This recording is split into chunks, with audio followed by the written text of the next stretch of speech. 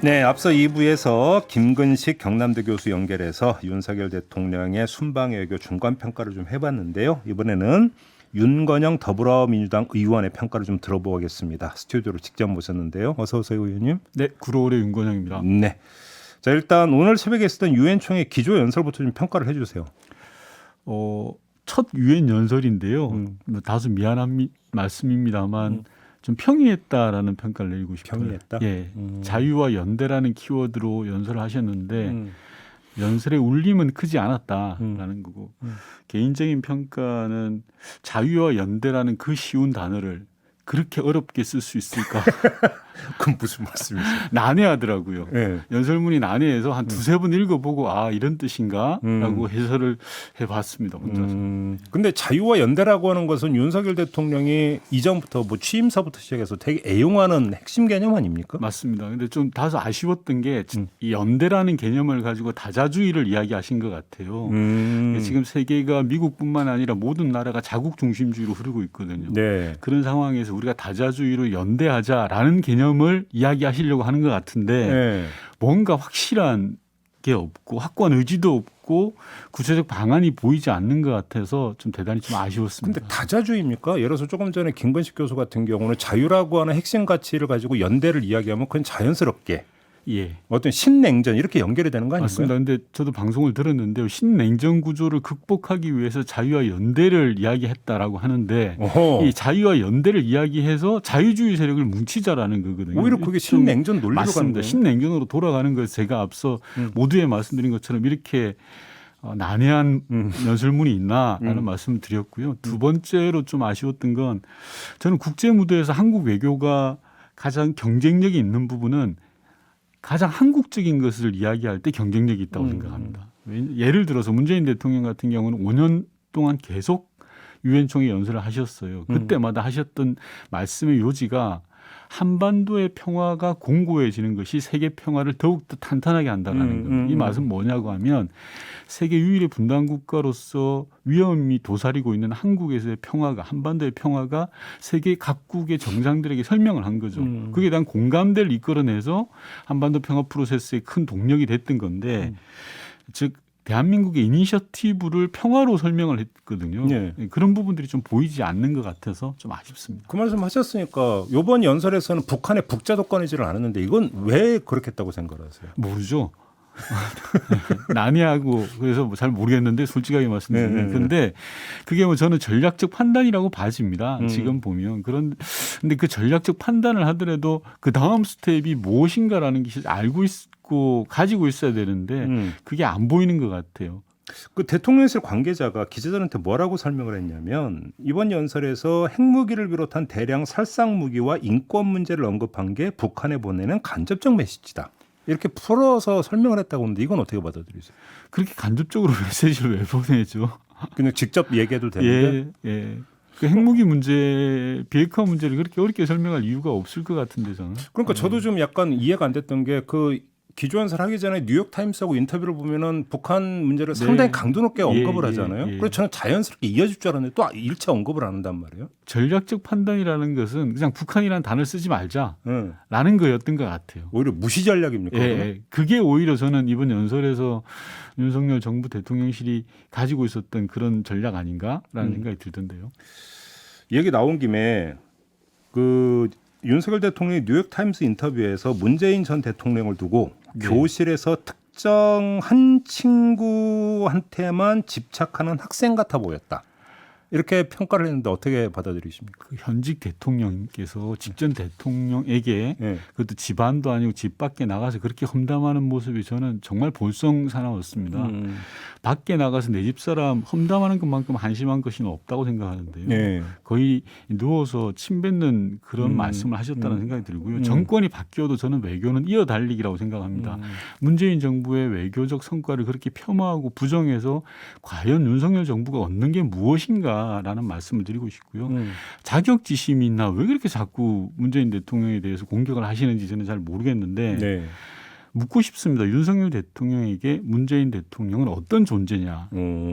바이든 대통령이 퇴임한 문재인 대통령을 만나 려고 했지 않습니까? 방한했을 때. 방한했을 때 그만큼 한반도 평화에 있어서만큼은 타의 추종을 불허하는 경험과 경륜을 가지신 분이 저는 문재인 대통령이라고 생각합니다. 그렇다면 외국 언론에 대고 욕을 할 게 아니라 만나서 경청하고 조언을 구하는 게 상식적이고 우선이라고 생각을 하는데 그렇게 욕을 하는 게 무슨 이득이 있을까? 국정 운영을 너무 쏙 좁게 하는 건 아닐까라는 생각을 해봅니다. 근데 그러면 조금 전에 김근식 교수하고 이야기하는 도중에 나왔던 이른바 북한의 핵 법제화 있잖아요. 네. 지금 여권에서는 결국 이것이 문재인 정부의 대북 노선의 파탄을 증명하는 것 아니냐 이런 그 논리를 펴고 있지 않습니까? 어떤 네. 말씀 주시겠습니까? 그에 대해서. 북한의 핵 법제화는 두 가지 측면에서 봐야 될 것 같습니다. 하나는 북한의 전형적인 압박 전술이죠. 위기를 고조시켜서 북미 간 협상에서의 이니셔티브를 주려고 하는 그런 게 하나가 있고요. 또 다른 하나는 김정은에게 전권을 몰았지 않습니까? 그렇죠. 사실은 이건 실제화된 거죠. 뭐 법제화를 하든 안 하든 김정은이 정권을 가지고 있습니다만 그렇죠.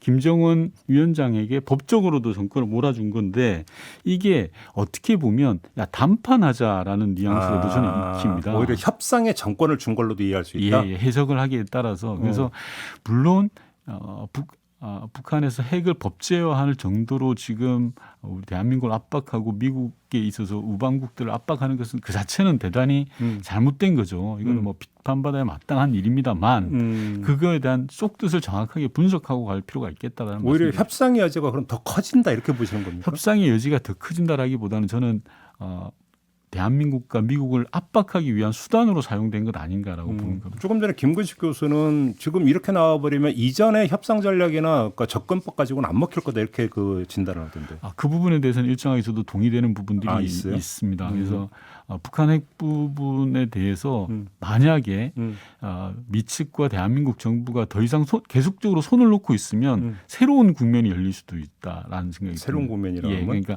이제까지 한반도 비핵화를 논의해왔던 국면에서 변형된 국면. 아까 뭐 김근식 교수님께서도 그런 취지로 이야기하셨던 것 같은데요. 좀 걱정되는 상황입니다. 지금. 그래요? 네. 알겠습니다. 자, 영국으로 가보죠. 네. 조문 불발을 둘러싸고 참 숱한 논란이 불거지고 있는 일단 총평부터 좀 여쭤볼게요. 아니 저는 용산 대통령실이 대응을 너무 못하는 것 같아요.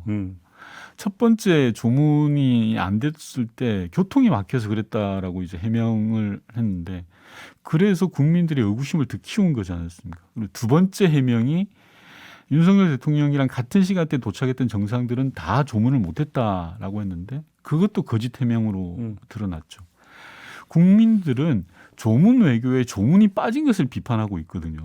그런데 용산 대통령실은 아니다. 우리 영국에서 대접 잘 받았다. 그냥 홀대 아니다. 의전 잘 받았다. 이런 식으로 이야기를 해요. 동문서답하고 계세요. 문제의 본질이 무엇인지를 모르고 계시는 듯한 느낌이어서 대단히 좀 안타깝습니다. 그러면 그 문제의 근원을 찾아 들어가면 결국은 준비 소홀. 뭔가 현지 상황을 정확히 파악해서 조문이 가능하려면 어떻게 이제 했어야 되고 언제 도착했어야 된다라는 기초 사실조차 제대로 파악을 못 하고 있을 때 이렇게 봐야 되는 겁니까? 맞습니다. 구청장 일정도 이러지는 않습니다.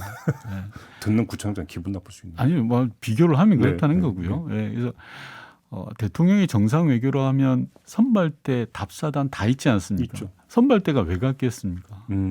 영국이 교통이 막힌다는 건 어제 오늘 이야기가 아니지 않습니까? 그리고 500여 명의 국가 정상들이 참여한다는 사실을 누구나 다 알고 있는 거죠. 그렇다면 외교부와 재외공간 그리고 선발대가 그 사실을 몰랐을 리가 없는 거죠. 그리고 저는 중요하게는 대통령실 참모들이 큰 문제라고 생각을 하는데요. 만에 하나 100번 양보해서 영국이 조문을 하지 말 것을 요청했다라고 하면 플랜 B를 만들었어야죠. 당연히. 그리고 저는 본질적으로는 대통령의 문제가 더 크다라고 생각을 하는데요. 마크롱 대통령하고 비교해 보면 될 것 같습니다. 프랑스 마크롱 대통령. 한 분은 걸어서라도 조문을 가셨죠. 한 분은 참모들의 이야기만 듣고 호텔에 계셨어요. 이게 저는 상징적인 비교가 된다라고 생각을 합니다. 그러면 뭐 조문 안 하고 장례식만 참석해도 충분히 예는 표하는 거다라는 안이한 판단을 했다. 혹시 이렇게 보시는 겁니까? 어제 여의도에서는 육개장이 유행이었는데요. 그 저기 탁현민 비서관이 저희 인터뷰에서 얘기한 바가 있었습니다. 대정부 질문에서 육개장 이야기가 하도 많이 나와가지고 네. 저녁 메뉴로 육개장이 잘 팔렸다는 뭐 뜬금없는 소문이 있는데요. 네. 장례식장에 가서 육개장만 드시고 오신 거죠. 발인 보고. 근데 장례식장에 가시면 고인에 대한 예의를 다하고 우리가 조문 외교라고 하지 않았습니까? 그럼 조문을 하는 게 핵심인 거죠. 영국의 유명한 축구 선수 베컴이 13시간을 걸어서 조문을 한 이유가 거기에 있는 거지 않습니까? 이제 국민의힘과 대통령실이 그런 본질에 대한 국민들의 지적을 좀 교묘하게 받아들였으면 좋겠어요. 근데 지금 여기서 체크 포인트가 하나가 있는 게 대통령이 외국에 나가면 다른 사람을 와도 외교부 장관은 보통 수행을 하잖아요. 당연합니다. 근데 지금 박진 외교부 장관은 그때 뉴욕에 있었거든요. 네. 이 현상을 어떻게 읽어야 되는 겁니까?